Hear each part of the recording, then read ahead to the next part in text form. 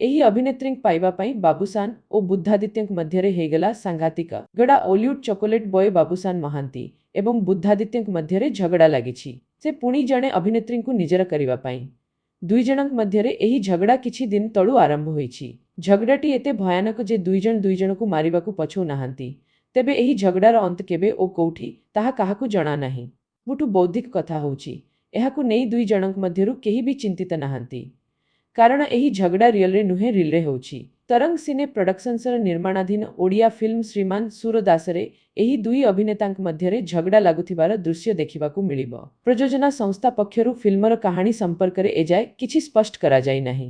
ତେବେ ୟୁଟ୍ୟୁବରେ ରିଲିଜ୍ ହୋଇଥିବା ଭିଡିଓ ଏବଂ ପୋଷ୍ଟରରୁ ମିଳିଥିବା ସୂଚନା ଅନୁସାରେ ଫିଲ୍ମର ମୁଖ୍ୟ ଚରିତ୍ରରେ ଥିବା ଅଭିନେତ୍ରୀ ଭୂମିକାଙ୍କ ପାଇଁ ବାବୁସାନ ଏବଂ ବୁଦ୍ଧାଦିତ୍ୟ ପରସ୍ପର ସହ ଝଗଡ଼ା କରୁଛନ୍ତି। ସୂଚନାଯୋଗ୍ୟ, ଶ୍ରୀମାନ ସୁରଦାସ ଦଶହରାରେ ରିଲିଜ୍ ହେବାକୁ ଯାଉଛି। ଫିଲ୍ମର ନିର୍ଦ୍ଦେଶନା ଦେଉଛନ୍ତି ଅଶୋକ ପତି। ଏହି ଅଭିନେତ୍ରୀଙ୍କୁ ପାଇବା ପାଇଁ ବାବୁସାନ ଓ ବୁଦ୍ଧାଦିତ୍ୟଙ୍କ ମଧ୍ୟରେ ହେଇଗଲା ସାଂଘାତିକ ଗଡ଼ା। ଓଲିଉଡ୍ ଚକୋଲେଟ୍ ବୟ ବାବୁସାନ ମହାନ୍ତି ଏବଂ ବୁଦ୍ଧାଦିତ୍ୟଙ୍କ ମଧ୍ୟରେ ଝଗଡ଼ା ଲାଗିଛି। ସେ ପୁଣି ଜଣେ ଅଭିନେତ୍ରୀଙ୍କୁ ନିଜର କରିବା ପାଇଁ ଦୁଇ ଜଣଙ୍କ ମଧ୍ୟରେ ଏହି ଝଗଡ଼ା କିଛି ଦିନ ତଳୁ ଆରମ୍ଭ ହୋଇଛି। ଝଗଡ଼ାଟି ଏତେ ଭୟାନକ ଯେ ଦୁଇ ଜଣକୁ ମାରିବାକୁ ପଛଉ ନାହାନ୍ତି।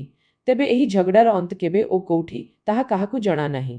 ସବୁଠୁ ବୌଦ୍ଧିକ କଥା ହେଉଛି ଏହାକୁ ନେଇ ଦୁଇ ଜଣଙ୍କ ମଧ୍ୟରୁ କେହି ବି ଚିନ୍ତିତ ନାହାନ୍ତି। କାରଣ ଏହି ଝଗଡ଼ା ରିଅଲରେ ନୁହେଁ, ରିଲରେ ହେଉଛି। ତରଙ୍ଗ ସିନେ ପ୍ରଡକ୍ସନ୍ସର ନିର୍ମାଣାଧୀନ ଓଡ଼ିଆ ଫିଲ୍ମ ଶ୍ରୀମାନ ସୁରଦାସରେ ଏହି ଦୁଇ ଅଭିନେତାଙ୍କ ମଧ୍ୟରେ ଝଗଡ଼ା ଲାଗୁଥିବାର ଦୃଶ୍ୟ ଦେଖିବାକୁ ମିଳିବ। ପ୍ରଯୋଜନା ସଂସ୍ଥା ପକ୍ଷରୁ ଫିଲ୍ମର କାହାଣୀ ସମ୍ପର୍କରେ ଏଯାଏ କିଛି ସ୍ପଷ୍ଟ କରାଯାଇ ନାହିଁ। ତେବେ ୟୁଟ୍ୟୁବରେ ରିଲିଜ୍ ହୋଇଥିବା ଭିଡିଓ ଏବଂ ପୋଷ୍ଟରରୁ ମିଳିଥିବା ସୂଚନା ଅନୁସାରେ ଫିଲ୍ମର ମୁଖ୍ୟ ଚରିତ୍ରରେ ଥିବା ଅଭିନେତ୍ରୀ ଭୂମିକାଙ୍କ ପାଇଁ ବାବୁସାନ ଏବଂ ବୁଦ୍ଧାଦିତ୍ୟ ପରସ୍ପର ସହ ଝଗଡ଼ା କରୁଛନ୍ତି। ସୂଚନାଯୋଗ୍ୟ, ଶ୍ରୀମାନ ସୁରଦାସ ଦଶହରାରେ ରିଲିଜ୍ ହେବାକୁ ଯାଉଛି। ଫିଲ୍ମର ନିର୍ଦ୍ଦେଶନା ଦେଉଛନ୍ତି ଅଶୋକ